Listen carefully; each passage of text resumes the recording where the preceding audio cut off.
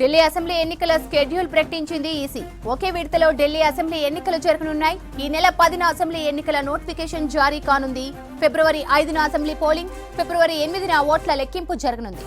నామినేషన్ల దాఖలకు ఈ నెల 17 వరకు గడువు ఇచ్చారు. ఈ ఏడాది తొలి ఎన్నికలు ఢిల్లీలోనే జరుగుతున్నాయన్నారు ప్రధాన ఎన్నికల కమిషనర్ రాజీవ్ కుమార్. గతేడాది విజయవంతంగా ఎన్నికలు నిర్వహించామన్నారు. ఈవీఎంలను ఎవరూ ట్యాంపరింగ్ చేయలేదన్నారు. ఈవీఎంలతోనే పారదర్శకంగా ఫలితాలు వస్తాయన్నారు.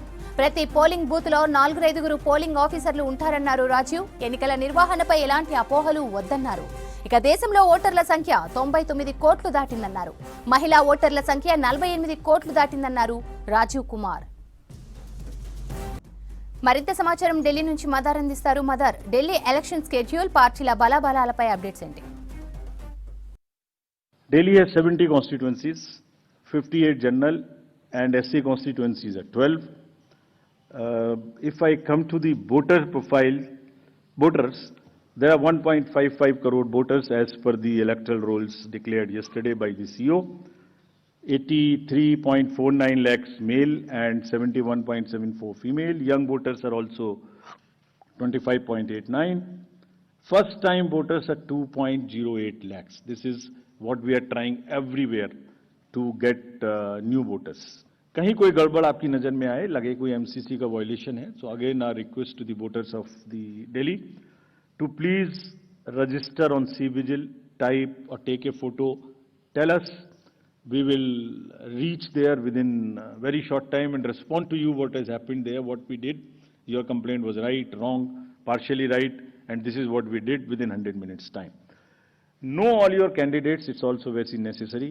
बहुत सारे लोगों की क्रिमिनल बैकग्राउंड्स हो सकती हैं, उन सब की डिटेल्स इस ऐप पर रहेंगी. So please download and see all your candidates. उनका पूरा विवरण वहां रहेगा. Money power of course we will be tackling for any inducement free elections. सबकी बराबर चेकिंग होगी. हम चेकिंग में कोई भेदभाव नहीं करते.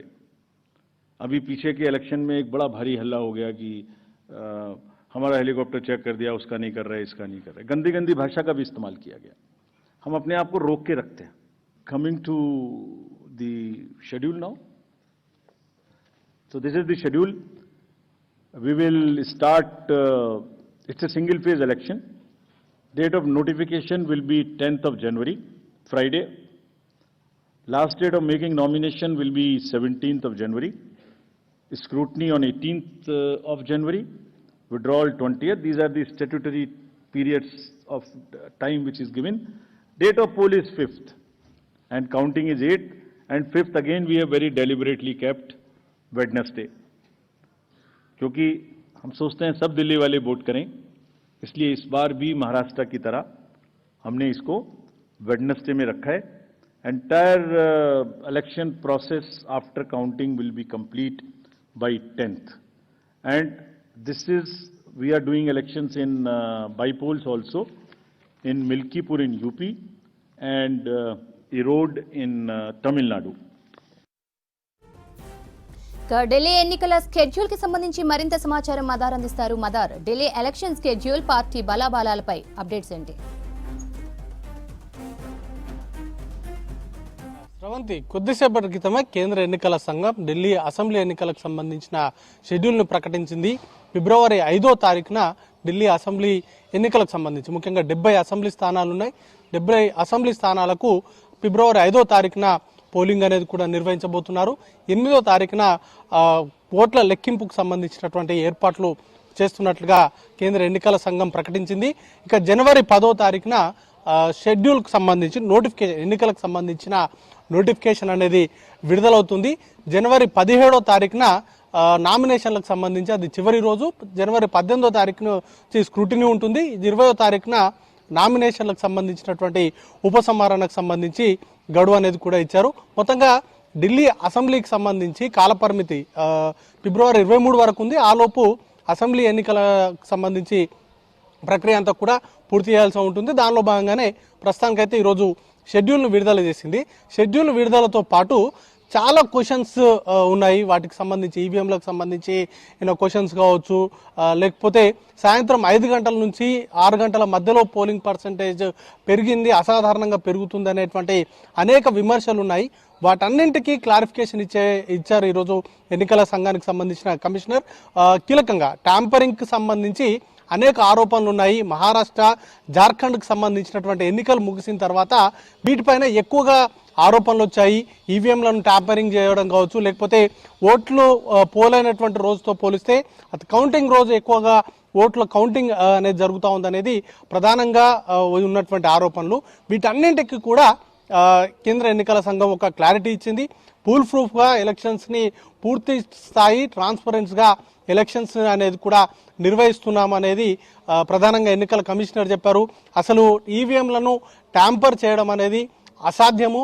దానికి సంబంధించి వైరస్నో లేకపోతే బగ్నో పంపించి వాటిని మ్యానిపులేట్ చేసేటువంటి అవకాశమే లేదు. అందుకు సంబంధించి పలు సందర్భాల్లో హైకోర్టులు అలాగే సుప్రీంకోర్టు ఇచ్చినటువంటి జడ్జిమెంట్కి సంబంధించినటువంటి కంపైలేషన్ కాపీ ఆర్డర్ కాపీస్ని కూడా షో చేయడం జరిగింది. వాటితో పాటు ఈవీఎంలకు సంబంధించి కీలకంగా ఓట్ల లెక్కింపుకు సంబంధించి కావచ్చు, లేకపోతే ఓట్లు పోలైనటువంటి పర్సంటేజ్ తెలపడంలో జరుగుతున్నటువంటి ఆలస్యాలకు సంబంధించి కూడా ఆయన స్పష్టత ఇచ్చేటువంటి కొన్ని స్పష్టత ఇచ్చారు.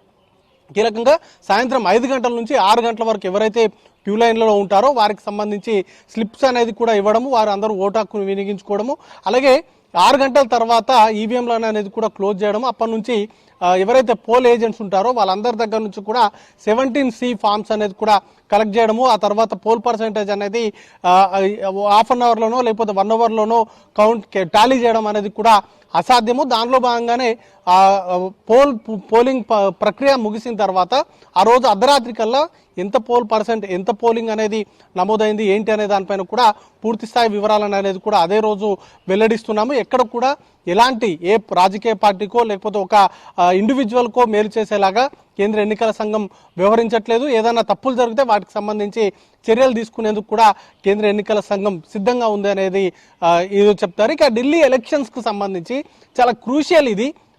3 పార్టీలు కూడా అంటే త్రిముఖ పోరు ఉంది ఇక్కడ. కాంగ్రెస్ పార్టీ అలాగే BJP, Aam Aadmi party. Last 3 ఎలక్షన్స్లో కూడా ఆమ్ ఆద్మీ పార్టీకి బంపర్ మెజార్టీ వచ్చినదే చెప్పుకోవాలి. లాస్ట్ 2 ఎలక్షన్స్ అయితే 2015లో జరిగినటువంటి ఎన్నికలు అలాగే 2019లో జరిగినటువంటి అసెంబ్లీ ఎన్నికల్లో ఆమ్ ఆద్మీ పార్టీ వన్ సైడ్గా ఆ పార్టీకి సంబంధించినటువంటి ఎమ్మెల్యేలు గెలిచారు. లాస్ట్ టైం 2019 అయితే 62 స్థానాలు ఉన్నాయే, 70 స్థానాలు. 70 స్థానాల్లో 62 స్థానాలు ఆమ్ ఆద్మీ పార్టీ కైవసం చేసుకుంది. 8 స్థానాల్లో బీజేపీ పరిమితమైంది. ఇక కాంగ్రెస్ పార్టీ గతంలో 2014 కంటే ముందు ఇక్కడ వరుసగా 2 టర్మ్స్ అధికారంలో ఉన్నటువంటి కాంగ్రెస్ పార్టీ తర్వాత జరిగినటువంటి ఈ 3 ఎన్నికల్లో కూడా పెద్దగా ప్రాబల్యం చూపించలేకపోయింది. 2015లో జరిగినటువంటి ఎన్నికల్లో ఆమ్ ఆద్మీ పార్టీతో కలిసి ప్రభుత్వాన్ని ఏర్పాటు చేశారు. ఒక నెల రోజుల పాటు పాలన సాగిన తర్వాత కాంగ్రెస్ పార్టీ నుంచి పొత్తు నుంచి బయటకు వచ్చి ఆమ్ ఆద్మీ పార్టీ సింగిల్గా పోటీ చేసింది. తర్వాత ల్యాండ్ స్లైడ్ విక్టరీ సాధించిన తర్వాత మళ్ళీ 2019లో కూడా ఆమ్ ఆద్మీ పార్టీ తిరిగి గతంలో 2015లో సాధించినటువంటి సీట్ల కంటే కూడా ఎక్కువ సీట్లు సాధించింది. ఈసారి ఏ విధంగా ఉండబోతుందనే దానిపైన చాలా ఇంట్రెస్టింగ్ చర్చ నడుస్తోంది.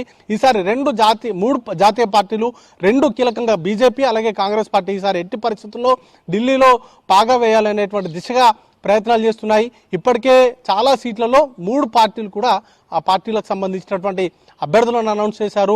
పోటాపోటీ ప్రచారాలు షెడ్యూల్ విడుదల కంటే ముందే ఆల్మోస్ట్ ఒక 2-3 నెలల నుంచే ఢిల్లీలో 3 ప్రధాన పార్టీలు కీలకంగా ప్రచారం చేస్తున్నాయి. ఒకరిపై ఒకరు ఆరోపణలు చేస్తున్నారు. కీలకంగా ఈసారి ఎట్టి పరిస్థితుల్లో ఆమ్ ఆద్మీ పార్టీని గెలవకుండా నిర్వహించేందుకు 2 పార్టీలు కూడా సర్వశక్తుల్ని కూడా ఒడుతూ ఉన్నటువంటి సిచ్యువేషన్ ఉంది. ఎట్టి పరిస్థితుల్లో ఎందుకంటే ఇది కొంత ఆమ్ ఆద్మీ పార్టీకి ఈసారి ఎన్నిక చాలా టఫ్గా ఉండేటువంటి అవకాశం ఉంది.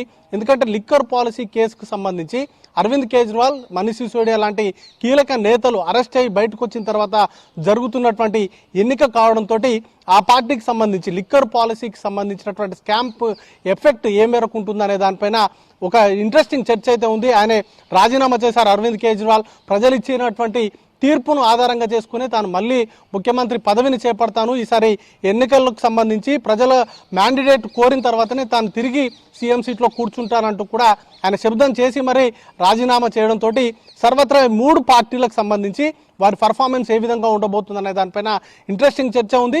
లాస్ట్ 2 ఎలక్షన్స్లో కూడా ఆమ్ ఆద్మీ పార్టీ ఇటు అసెంబ్లీ ఎన్నికలకు సంబంధించి కీలకంగా అసెంబ్లీ ఎన్నికల్లో వన్ సైడ్గా పనిచేసినప్పటికీ లోక్సభ ఎన్నికల్లో మాత్రం బీజేపీ అప్పర్ హ్యాండ్ సాధించింది. సెకండ్ తర్వాత కాంగ్రెస్ పార్టీకి లోక్సభలో ఎక్కువ ఓట్లు వచ్చినటువంటి పరిస్థితి ఉంది. బట్ ఈ అసెంబ్లీ ఎన్నికలకు వచ్చేసరికి మాత్రం కాంగ్రెస్ పార్టీ నామమాత్రంగా ఫైట్ ఇస్తుంటే బీజేపీ కూడా ఆల్మోస్ట్ కాంగ్రెస్తో పోటీ పడుతూ కాకపోతే 1-2 సీట్లలో మాత్రం కొంత ఆధిపత్యాన్ని ప్రదర్శించేటువంటి ప్రయత్నం అయితే జరుగుతూ ఉంది. శ్రవంతి.